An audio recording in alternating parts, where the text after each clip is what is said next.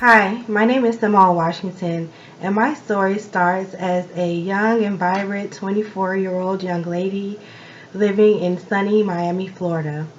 I had just finished graduate school and started a new career. Out of nowhere, I got really sick.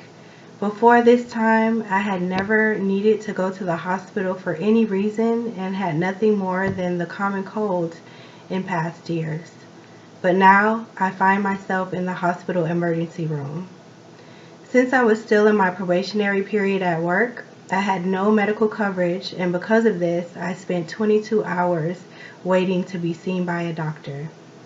Once I was finally seen, I was quickly diagnosed with end-stage renal failure and spent the next 2 weeks in the hospital. I started taking medication to stabilize my kidney function, but after 2 years, I had to start dialysis. At that time, I was working as an elementary school teacher, and I would go to dialysis treatments 3 times a week after work for 4 hours at a time. As I started dialysis treatments, I also started the process of being added to the organ transplant waitlist. There were over 30 medical clearances and tests that I had to complete in order to qualify. It took a little over a year to get medically cleared to be added to the transplant waitlist. Over the next few months, I would be called 6 times by the hospital informing me that they had a possible match. But on November 17th, 2010, over 5 years after being diagnosed, I received the 7th call that would change my life forever. I had to report to the hospital by midnight to check in, and by 2 a.m. I was under anesthesia. By 7 a.m. on November 18th, I was waking up from a successful surgery. I received the gift of life in the form of a kidney transplant. An 18-year-old young man lost his life due to gun violence, and his family decided to give the gift of life that gave me a second chance.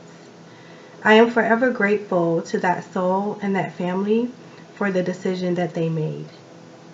I hope that knowing that they have saved lives gives the family comfort as they mourn the loss of their loved one.